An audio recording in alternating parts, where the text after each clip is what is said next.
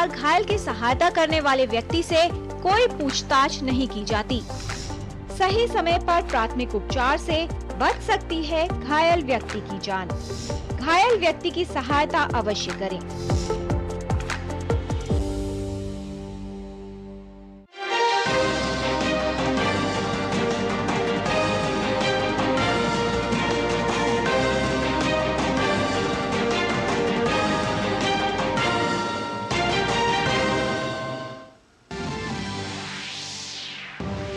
जयपुर में पुलिस महानिदेशकों और महानिरीक्षकों के अखिल भारतीय सम्मेलन का तीसरा दिन आज प्रधानमंत्री नरेंद्र मोदी की मौजूदगी में पुलिस के समक्ष चुनौतियां और आंतरिक सुरक्षा पर हो रही है चर्चा।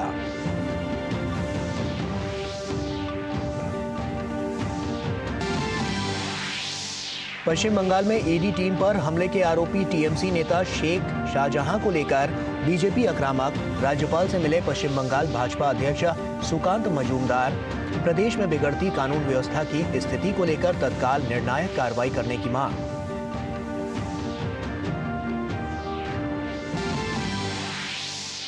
अयोध्या में 22 जनवरी को होने जा रहे रामलला की प्राण प्रतिष्ठा की तैयारियां जोरों पर।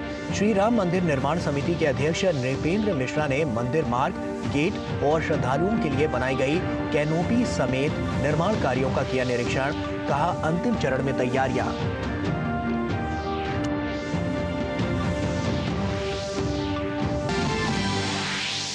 भारतीय वायुसेना ने पहली बार कारगिल एयर स्ट्रिप पर सफलतापूर्वक नाइट लैंडिंग की। सोशल मीडिया प्लेटफॉर्म एक्स पर वीडियो किया साझा।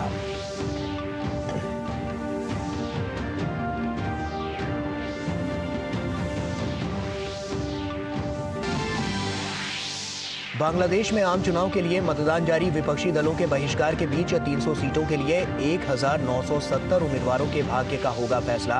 मतदान के बाद बांग्लादेश की प्रधानमंत्री शेख हसीना ने कहा, भारत हमारा भरोसेमंद दोस्त।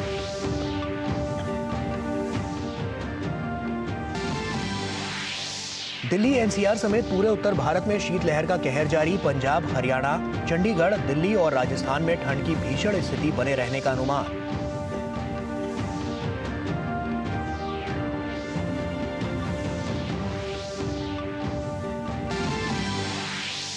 और मुंबई में आज खेले जाने वाले दूसरी महिला टी20 मुकाबले में भारत और ऑस्ट्रेलिया के बीच होगी भिड़ंत। पहला मुकाबला जीत चुकी टीम इंडिया की सीरीज अपने नाम करने की होगी कोशिश। नमस्कार, आप देख रहे हैं डीडी न्यूज। आपके साथ मैं हूं गौरव श्रीवास्तव। जयपुर में पुलिस महानिदेशकों और महानिरीक्षकों के अखिल भारतीय सम्मेलन का आज तीसरा दिन है। प्रधानमंत्री नरेंद्र मोदी की मौजूदगी में पुलिस के समक्ष चुनौतियां और आंतरिक सुरक्षा पर चर्चा हो रही है। 3 दिवसीय सम्मेलन में साइबर अपराध, पुलिस व्यवस्था में प्रौद्योगिकी, आतंकवाद विरोधी चुनौतियां, वामपंथी उग्रवाद, जेल सुधार और आंतरिक सुरक्षा मुद्दों पर विस्तार से विचार विमर्श किया जा रहा है। सम्मेलन का एक अन्य प्रमुख एजेंडा नए आपराधिक कानूनों के कार्यान्वयन के लिए रोडमैप पर विचार विमर्श है। इसके अतिरिक्त पुलिस व्यवस्था और सुरक्षा में भविष्य के विषयों जैसे आर्टिफिशियल इंटेलिजेंस और डीप फेक जैसी नई प्रौद्योगिकियों द्वारा उत्पन्न चुनौतियों और उनसे निपटने के तरीकों पर भी चर्चा जारी है। रक्षा मंत्री राजनाथ सिंह 8 जनवरी को लंदन, यूनाइटेड किंगडम की 2 दिवसीय यात्रा पर रवाना होंगे।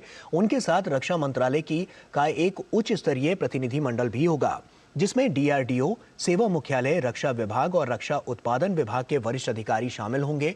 यात्रा के दौरान रक्षा मंत्री अपने समकक्ष ग्रांट शॉप्स के साथ द्विपक्षीय बैठक करेंगे। उनसे रक्षा, सुरक्षा और औद्योगिक सहयोग के व्यापक मुद्दों पर चर्चा होने की उम्मीद है। राजनाथ सिंह की ब्रिटेन के प्रधानमंत्री ऋषि सुनक से मुलाकात करने और विदेश राष्ट्रमंडल और विकास मामलों के मंत्री डेविड कैमरन के साथ बैठक करने की भी उम्मीद है। राजनाथ सिंह ब्रिटेन रक्षा उद्योग के सीईओ और उद्योग जगत के नेताओं के साथ बातचीत करेंगे और वहां भारतीय समुदाय से मिलेंगे। पश्चिम बंगाल में प्रवर्तन निदेशालय पर हमले में पुलिस ने एफआईआर तो दर्ज की, लेकिन इस मामले में अभी तक कोई गिरफ्तारी नहीं हुई है। तो वहीं राज्य में ईडी पर हुए हमले के बाद राजनीति गरमाई हुई है। पश्चिम बंगाल भाजपा अध्यक्ष और सांसद सुकांत मजूमदार ने राज्यपाल सीवी आनंद बोस से मुलाकात की और पश्चिम बंगाल में बिगड़ती कानून व्यवस्था की स्थिति पर चिंता व्यक्त की। उन्होंने इस संबंध में राज्यपाल को पत्र भी सौंपा और मामले पर तत्काल कार्रवाई करने की भी अपील की। भाजपा के आईटी सेल प्रमुख अमित मालवीय ने एक बार फिर पश्चिम बंगाल में ईडी अधिकारियों पर हुए हमले के संबंध में सोशल मीडिया प्लेटफॉर्म एक्स पर राज्य की मुख्यमंत्री ममता बनर्जी पर निशाना साधा। अमित मालवीय ने कहा, एक फोटो शेयर करते हुए लिखा कि ईडी ने खतरनाक अपराधी और ममता बनर्जी और उनके भतीजे अभिषेक के भरोसेमंद गुर्गों में से एक शेख शाहजहां के लिए लुकआउट जारी किया है। वो अन्य अपराधों के अलावा बड़े पैमाने पर उस राशन घोटाले में वांछित हैं जिसमें बंगाल में सबसे गरीब लोगों के लिए खाद्य आपूर्ति 1 दशक से अधिक समय तक खुले बाजार में बेची गई थी। पश्चिम बंगाल के राज्यपाल ने पश्चिम बंगाल के डीजीपी को शेख शाहजहां को तुरंत गिरफ्तार करने और आतंकी संगठनों के साथ उसके संबंधों की जांच करने का आदेश दिया है। लेकिन संदेश खाली का डॉन होने का दावा करने वाला शाहजहां फरार है। ममता बनर्जी, जो पश्चिम बंगाल की गृह मंत्री भी हैं, ये ममता उनके संरक्षण के बिना संभव नहीं था।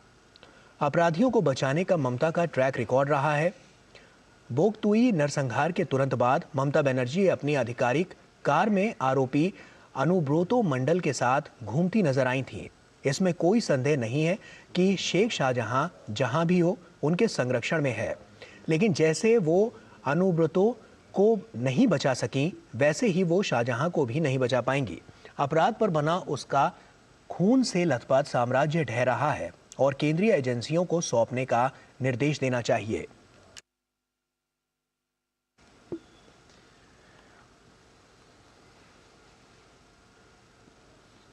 और वहीं केंद्रीय मंत्री गिरिराज सिंह ने बंगाल में ईडी पर हुए हमले पर कहा कि बंगाल में लोकतंत्र समाप्त हो गया है।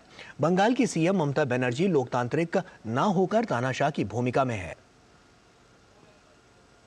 पश्चिम बंगाल में मैं कल भी कहा, आज भी कह रहा हूं कि बंगाल में लोकतंत्र समाप्त हो गया है। बंगाल में संघीय ढांचा समाप्त हो गया है। बंगाल की मुख्यमंत्री लोकतांत्रिक नहीं होकर के वो डिक्टेटर की भूमिका में है और अपने को समझती है कि ये भारत से कटा हुआ है। ये किम जोंग की तरह ट्रीट करती है, कोरिया के प्रेसिडेंट की तरह। और पश्चिम बंगाल में ईडी टीम पर हुए हमले पर एलजेपी के राष्ट्रीय अध्यक्ष चिराग पासवान ने अपनी प्रतिक्रिया दी है। चिराग पासवान ने कहा है कि जो बंगाल में हुआ है वे राज्य सरकार के संरक्षण में हुआ है। ऐसे में अगर बिहार में भी ऐसा होता है तो किसी को आश्चर्य नहीं होगा। जो बंगाल में हुआ है वो राज्य सरकार के संरक्षण में हुआ है।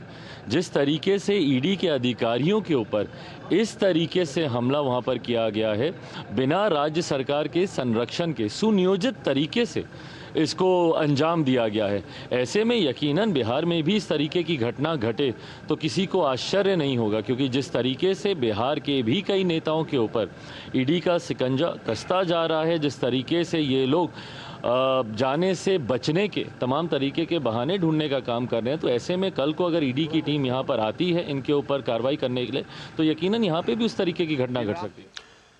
और पश्चिम बंगाल की तरह ही बिहार में भी ईडी पर हमला हो सकता है वाले बयान पर बिहार भाजपा अध्यक्ष सम्राट चौधरी ने आरजेडी प्रमुख लालू प्रसाद पर निशाना साधते हुए कहा कि बिहार में लालू प्रसाद भ्रष्टाचार के प्रतीक हैं, गुंडों के प्रतीक हैं, अपराधियों के प्रतीक हैं, तो कुछ भी हो सकता है। बिहार में लालू प्रसाद जी भ्रष्टाचार के प्रतीक हैं, गुंडों के प्रतीक हैं, अपराधियों के प्रतीक हैं, तो कुछ भी हो सकता है। और झारखंड सीएम हेमंत सोरेन ईडी की जांच का सामना कर रहे हैं। कुछ दिन पहले गांडे से सत्ताधारी झारखंड मुक्ति मोर्चा झामुमो विधायक डॉक्टर सरफराज अहमद ने इस्तीफा दे दिया था। इसके बाद चर्चाओं का बाजार गर्म है कि सीएम हेमंत सोरेन भी सीएम पद से इस्तीफा दे सकते हैं और उनकी जगह उनकी पत्नी कल्पना सोरेन राज्य की नई सीएम बन सकती हैं। अब सीएम हेमंत सोरेन की बहन के बयान ने भी इन चर्चाओं को और हवा दे दी है। दरअसल हेमंत सोरेन की बहन अंजलि सोरेन से जब कल्पना सोरेन के सीएम बनने की चर्चाओं को लेकर सवाल किया गया तो उन्होंने कहा कि अगर जरूरत पड़ी तो वो सीएम बन सकती हैं। हमारी पार्टी में अन्य लोग भी हैं, लेकिन इसका फैसला पार्टी के विधायक दल की बैठक में होगा। अभी पुष्टि तो नहीं कर सकती, लेकिन जरूरत पड़ी तो वो सीएम बन सकती हैं। ये ऐसे आप वहाँ पे कल्पना भी मुख्यमंत्री बनने के लिए भी कोई चर्चा हो रही है वहाँ पे, क्या ऐसा है? अगर जरूरत पड़ा तो बन सकती हैं। हमारा जो पार्टी है इतने सालों से इसमें और भी लोग हैं। अब तो तय होगा, विधायक दल का जो मीटिंग होगा उसमें तय होगा। कल्पना रेस में है आगे? ये तो कंफर्म नहीं बोल सकती हूँ, पर अगर जरूरत पड़ा तो होंगी। कौन? कल्पना जी। गौरतलब है कि जमीन घोटाले में केंद्रीय एजेंसी ईडी 6 बार हेमंत सोरेन को पूछताछ के लिए समन जारी कर चुकी है, लेकिन हर बार हेमंत सोरेन किसी न किसी बहाने से ईडी के सामने पेश नहीं हुए हैं। अब ईडी ने 7वां समन जारी कर खुद सीएम हेमंत सोरेन से पूछा है कि वो खुद बताएं कि कब और कहां मिल सकते हैं। आशंका जताई जा रही है कि इस मामले में कानूनी कार्रवाई के लिए भी ईडी रास्ता तलाश रही है। यही वजह है कि ऐसी चर्चा है कि हेमंत सोरेन की जगह उनकी पत्नी कल्पना सोरेन सीएम बन सकती हैं। हालांकि सीएम हेमंत सोरेन ने खुद इन चर्चाओं को खारिज कर दिया था। कुछ दिन पहले गांडे से झामुमो विधायक डॉक्टर सरफराज अहमद ने इस्तीफा दे दिया था। उनका इस्तीफा भी मंजूर कर लिया गया था, जिसके बाद से ही मुख्यमंत्री हेमंत सोरेन की पत्नी कल्पना सोरेन को इस सीट से चुनाव लड़वाकर सीएम बनाए जाने की खबरें तेज हो गई हैं।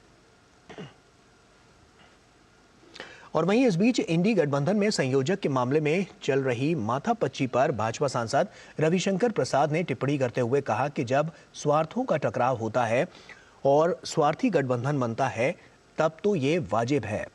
उन्होंने कहा कि इस स्वार्थी और मोदी विरोधी गठबंधन का एक ही काम है कि हम किसी प्रकार से सत्ता में आए और मोदी को रोकें, जबकि ऐसा होने वाला नहीं है। जब स्वार्थों का टकराव होता है और स्वार्थी गठबंधन बनता है तो ये तो वाजिब है ना। पहले हुआ नीतीश बाबू को दे रहे हैं कन्वीनरशिप, अब उनके क्लोज लोग बोल रहे हैं कि वो कोई आवेदन दिए थे क्या? वो तो पीएम के दावेदार हैं। वहां ममता जी हैं, वहां राहुल गांधी के समर्थक हैं। आजकल मैंने सुना है कि उद्धव ठाकरे को भी लोग पीएम के रूप प्रोजेक्ट करते हैं। तो ये स्वार्थी गठबंधन, मोदी विरोधी गठबंधन, जिसका एक ही काम है कि हम किसी प्रकार से सत्ता में आए और मोदी जी को रोकें। और कोई वैकेंसी नहीं है, लेकिन 2 महीना के लिए इन लोगों की नौटंकी चलने दीजिए तो चलने दीजिए, देश देखने दीजिए।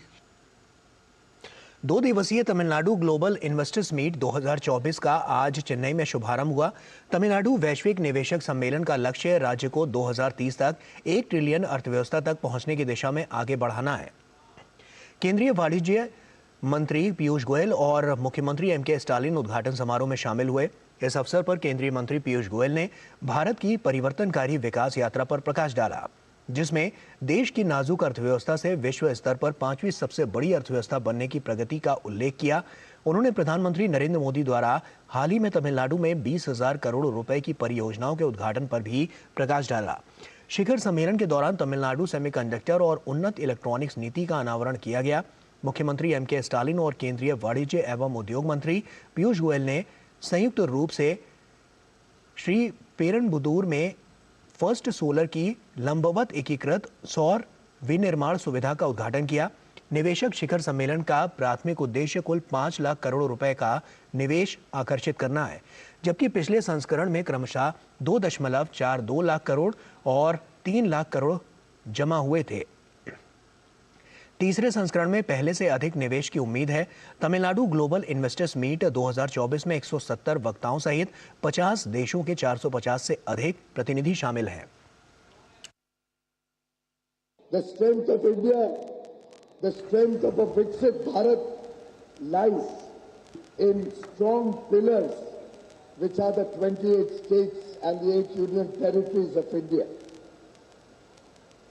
I believe when Tamil Nadu aspires for a $1 trillion economy by 2030, they are having an ambitious goal of 18% growth every year. And that is what will drive the people of the country. That is what will drive industrialization, new jobs, new work opportunities. The Honorable Prime Minister very recently inaugurated development projects worth over 20,000 crores, nearly $2.5 billion, in Tamil Nadu alone. भारतीय वायुसेना ने पहली बार Kargil air strip पर सफलतापूर्वक night landing की है। वायुसेना ने यहां पर रात के समय कारगिल एयर स्ट्रिप पर C-130J सुपर हरकुलिस विमान को लैंड करवाया है। भारतीय वायुसेना ने सोशल मीडिया प्लेटफॉर्म एक्स पर वीडियो साझा कर जानकारी दी।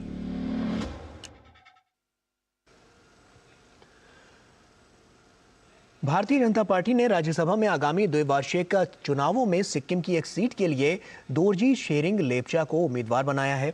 पार्टी की जारी एक विज्ञप्ति में बताया गया है कि भाजपा की केंद्रीय चुनाव समिति ने दोरजी शेरिंग लेप्चा को उम्मीदवार बनाने को अपनी स्वीकृति प्रदान की है। और लोकसभा चुनाव 2024 को लेकर भारतीय जनता पार्टी ने कमर कस ली है। इस कड़ी में उत्तराखंड के मुख्यमंत्री पुष्कर सिंह धामी ने 2024 के लोकसभा चुनाव से पहले भाजपा नेताओं और कार्यकर्ताओं के साथ बैठक की। केंद्रीय मंत्री अश्विनी वैष्णव ने ओडिशा के कटक के धबलेश्वर मंदिर में पूजा अर्चना की।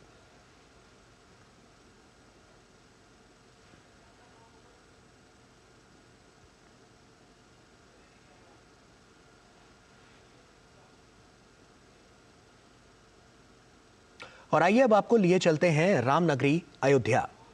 श्री राम अयोध्या आए हैं, श्री राम अयोध्या आए हैं, श्री राम अयोध्या आए हैं, श्री राम अयोध्या आए हैं। जय सिया राम सिया राम सिया राम, चले भगवान। जय सिया राम सिया राम सिया राम, चले भगवान। अयोध्या राम मंदिर निर्माण समिति के अध्यक्ष नृपेंद्र मिश्रा ने मंदिर में चल रहे निर्माण कार्य का निरीक्षण किया। निरीक्षण के बाद नृपेंद्र मिश्रा ने बताया कि मंदिर मार्ग की तैयारी, मंदिर मार्ग पर लगे गेट, श्रद्धालुओं के लिए बनाई गई कैनोपी आदि का जायजा लिया। यहां की तैयारी लगभग अपने अंतिम चरण पर है। जो हमारे श्रद्धालु यहाँ पर चलेंगे उनके लिए पैदल चलने के लिए धूप, वर्षा, इसके लिए राहत क्या हो, तो जो कैनेपी बनाई गई है उस कैनेपी को जो है वो तैयार किया गया है ऑलरेडी, उसको देखा। और जैसा कि आप सभी यहाँ पर चित्र ले रहे होंगे कि ये स्कैनर का बिंदु है। यहाँ पर वो अपने सामान को स्कैन कराएगा, स्कैन करा के वो PFC को जाएगा तो उसको जो है वो पूरा करेगा। आगे हमने यहाँ पर फ्रिस्किंग का एरिया भी देखा है, जहाँ की फ्रिस्किंग होगी वो अंतिम सिक्योरिटी चेक है। और मैं यह पूरी तरीके से आश्वस्त हूँ कि अगले एक सप्ताह में यहाँ से श्रद्धालु जो भी आएगा उसको जाने में पूरी सुविधा होगी। यह अवश्य है कि कुछ काम उस समय भी चल रहा होगा, लेकिन उस कार्य को हम लोग रात्रि में करेंगे और दिन में हम लोग श्रद्धालुओं की जो सुविधा है उसका ध्यान रखेंगे। श्री राम लला के प्राण प्रतिष्ठा के सफल आयोजन के लिए बहुत बड़ी संख्या में श्रद्धालु अपनी कार्य सेवा दे रहे हैं। मंदिर निर्माण से लेकर पूजा पाठ के इंतजाम तक हर काम श्री राम की सेवा करने जैसा है। इसमें शामिल प्रत्येक व्यक्ति की आत्मा को शाश्वत आनंद मिल रहा है। मंदिर के मुख्य द्वार के निर्माण कार्य के सुपरवाइजर राकेश ने कहा कि भगवान राम के लिए काम करने से सुख मिलता है। बहुत आनंद की अनुभूति हो रही है। इधर आके ऐसा लग रहा है कि क्या बताएं, कहाँ आ गए अपन। भगवान के रोजाना दर्शन हो रहे हैं और उन्हीं के लिए अभी श्रद्धालुओं के लिए मेन एंट्रेंस गेट है, यहाँ से एंट्री होके आगे जाएंगे मेन गेट पे। उधर नहा धो के स्नान करके अपना जो भी मोबाइल वगैरह अदरवाइज जो भी सामान है लॉकर में रख के वहाँ आराम से अंदर मंदिर में दर्शन करने के लिए जाएंगे। बहुत कुछ ऐसा अच्छा लग रहा है कि इधर आके कुछ जाने का मन ही नहीं कर रहा है और काम करते हैं, ना कोई थकान है, सब कुछ एकदम नंबर 1। बहुत मजा आ रहा है। जय श्री राम। और वहीं अयोध्या में 22 जनवरी को राम मंदिर का भव्य अभिषेक होना है और इसी खुशी में इसमें भाग लेने वाले सभी मेहमानों और भक्तों को आंध्र प्रदेश के तिरुपति में भगवान वेंकटेश्वर को चढ़ाया जाने वाला प्रसिद्ध प्रसाद श्रीवारी लड्डू खिलाया जाएगा। विश्व प्रसिद्ध भगवान वेंकटेश्वर मंदिर के मामलों का प्रबंधन करने वाले तिरुमाला तिरुपति देवस्थानम ने घोषणा की है कि वो राम मंदिर उद्घाटन समारोह के दौरान 1 लाख श्रीवारी लड्डू प्रसादम वितरित करेगा। गौरतलब है कि 22 जनवरी को मंदिर में होने वाली प्राण प्रतिष्ठा के लिए अयोध्या को सजाया जा रहा है। मंदिर ट्रस्ट श्री राम जन्मभूमि तीर्थ क्षेत्र की आमंत्रित सूची में 7,000 से अधिक लोग हैं, जिनमें राजनेता, बॉलीवुड हस्तियां, क्रिकेटर, उद्योगपति और बहुत कुछ शामिल है। तिरुमाला में एक संवाददाता सम्मेलन को संबोधित करते हुए टीटीडी के कार्यकारी अधिकारी एवी धर्म रेड्डी ने कहा, हमने अयोध्या कार्यक्रमों में भक्तों और वीवीआईपी को सद्भावना संकेत के रूप में 1,25 ग्राम के लड्डू वितरित करने का फैसला किया है। अयोध्या में 22 जनवरी को होने वाले राम मंदिर प्राण प्रतिष्ठा समारोह के लिए देशवासियों में जबरदस्त उत्साह देखने को मिल रहा है। समारोह से पहले रामपथ पर बस स्टॉप का सौंदर्यीकरण किया जा रहा है।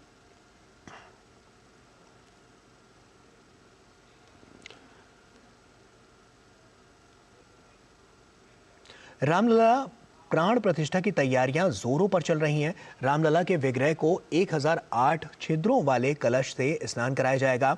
इस कलश को बनाया है वाराणसी के लालू कसेरा ने। लालू कसेरा से डीडी न्यूज की खास बातचीत आपको दिखाते हैं, देखिए।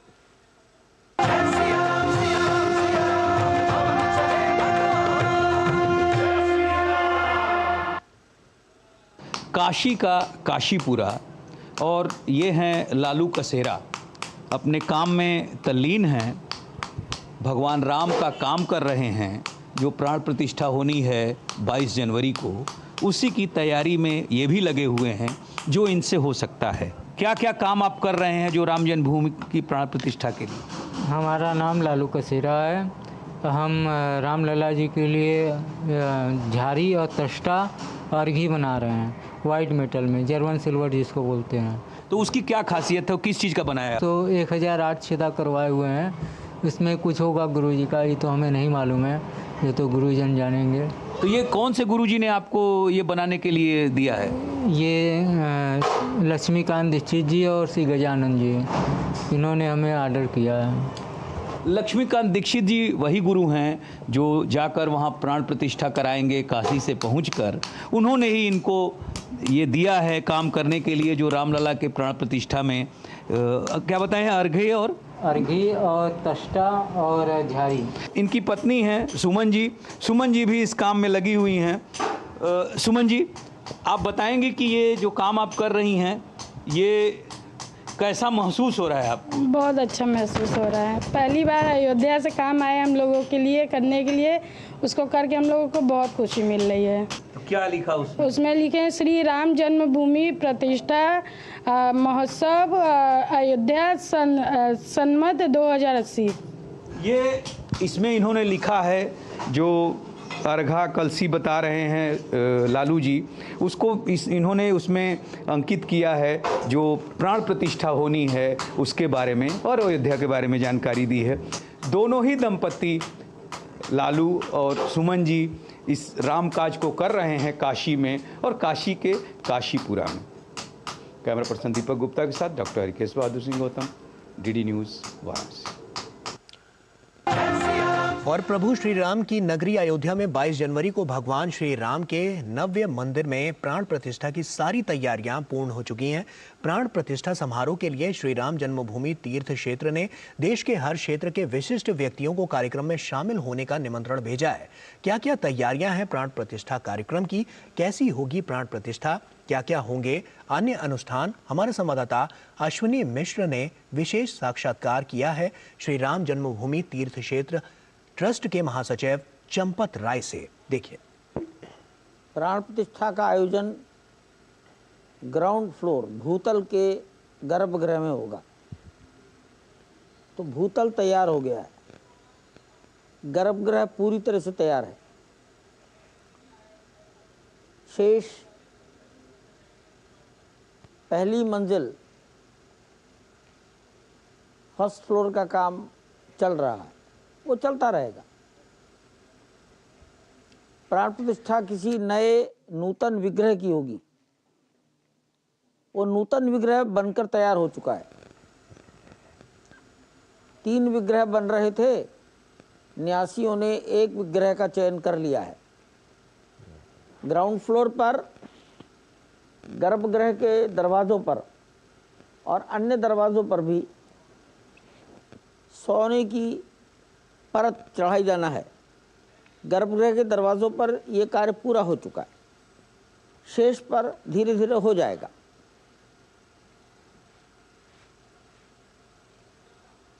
और बांग्लादेश में 12वें संसदीय चुनावों के लिए मतदान जारी है। मतदान 300 सीटों के लिए 1970 उम्मीदवारों के भाग्य का फैसला कर रहे हैं। 18 करोड़ की आबादी वाले इस देश में 300 सांसदों और अगली सरकार के लिए चुनाव हो रहा है।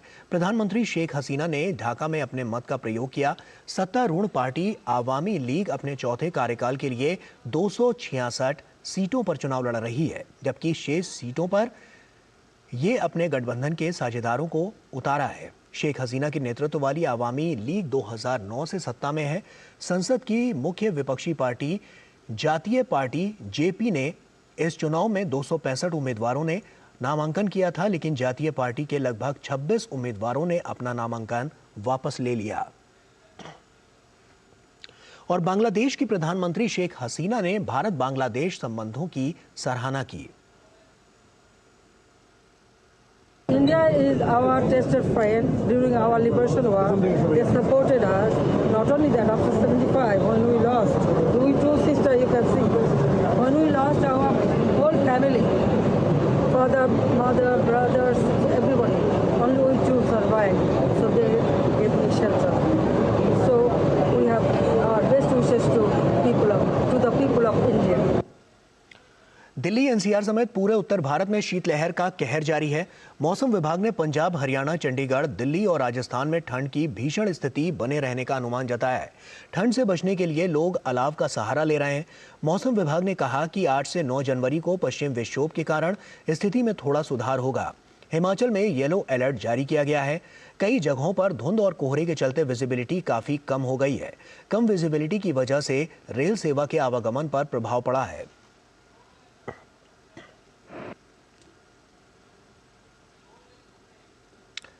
राष्ट्रीय राजधानी में शीतलहर जारी है। दिल्ली एनसीआर में न्यूनतम तापमान 8.4 डिग्री सेल्सियस रिकॉर्ड किया गया, जिसकी वजह से ठिठुरन बनी हुई है।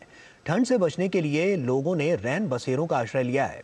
दिल्ली की शिक्षा मंत्री आतिशी ने ट्वीट किया कि ठंड के कारण नर्सरी से कक्षा 5 तक के छात्रों के लिए स्कूल 12 जनवरी तक बंद रहेंगे।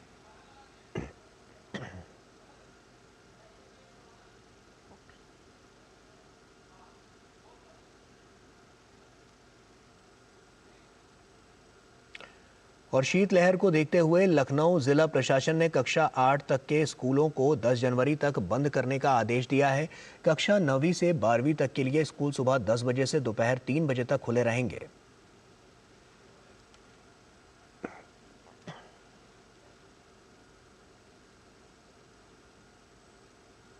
मध्य प्रदेश के मुख्यमंत्री डॉक्टर मोहन यादव ने उज्जैन में सड़क किनारे सो रहे लोगों को कंबल बांटे।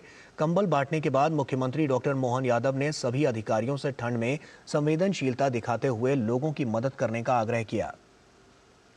उत्तर प्रदेश के मुख्यमंत्री योगी आदित्यनाथ ने रैन बसेरों का निरीक्षण किया और कंबल वितरित किए। इसके बाद योगी आदित्यनाथ ने कहा कि हर जिले में सार्वजनिक स्थानों पर अलाव जले, लोगों को राहत मिल सके, इसके लिए राजस्व विभाग और राहत आयुक्त कार्यालय को उसकी निगरानी के लिए निर्देश दिए गए हैं। साथ ही राष्ट्रीय राजधानी में शीतलहर जारी है। दिल्ली एनसीआर में न्यूनतम तापमान 8.4 डिग्री सेल्सियस रिकॉर्ड किया गया, जिसकी वजह से ठिठुरन बनी हुई है। ठंड से बचने के लिए लोगों ने रैन बसेरों का आश्रय लिया। दिल्ली की शिक्षा मंत्री आतिशी ने ट्वीट किया कि ठंड के कारण नर्सरी से कक्षा 5 तक के छात्रों के लिए स्कूल 12 जनवरी तक बंद रहेंगे। और आपको बता दें कि प्रभु श्री राम की नगरी अयोध्या में 22 जनवरी को भगवान श्री राम के नव्य मंदिर में प्राण प्रतिष्ठा की सारी तैयारियां पूर्ण हो चुकी हैं। श्री राम जन्मभूमि तीर्थ क्षेत्र ट्रस्ट के महासचिव चंपत राय का ये पूरा साक्षात्कार आप देख सकते हैं आज रात 9:30 बजे हमारे चैनल डीडी न्यूज पर।